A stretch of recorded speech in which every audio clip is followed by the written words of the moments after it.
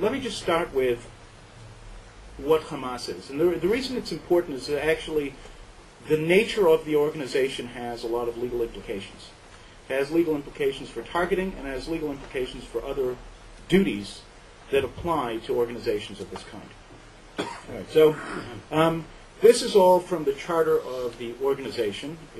The charter was written less than 21 years ago. This is not in the very distant past, and as we'll see as we go on, the items that are here are quite shocking, and they're repeated in these days as well, suggesting that this is a very good summation of what the organization is. Okay, it's an organization that quite explicitly talks about the need for the destruction of Israel. It is intending to do this through armed struggle. And the armed struggle is not just against the state of Israel, but against the Jews as such, right? Our struggle against the Jews is very great and very serious.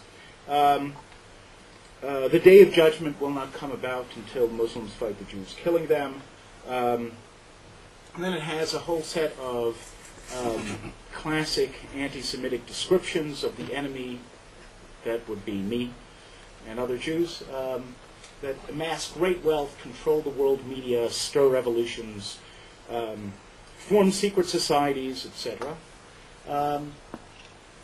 They were behind World War I, the Jews, right, were behind World War I, obtained the Balfour Declaration, formed the League of Nations as part of this insidious plot, made huge financial gains in trading in armaments. These Jews tend to make lots of money through all kinds of nefarious activity.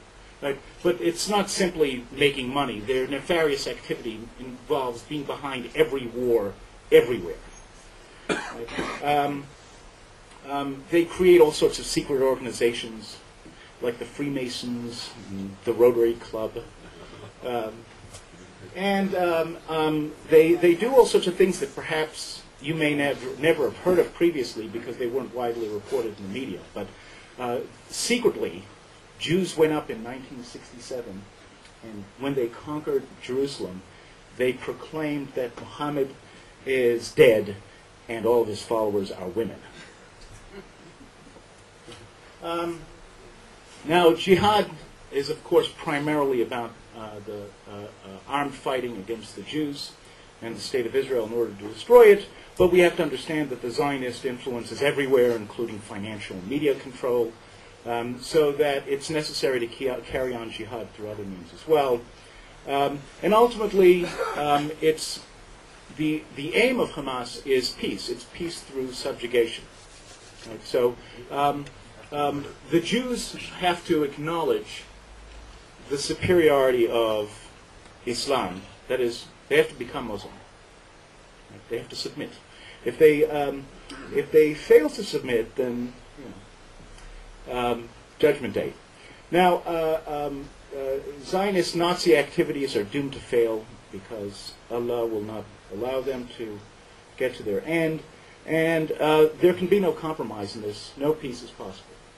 Right? Any peace is contrary to the way Hamas understands its religious duty, which is fighting jihad until the end.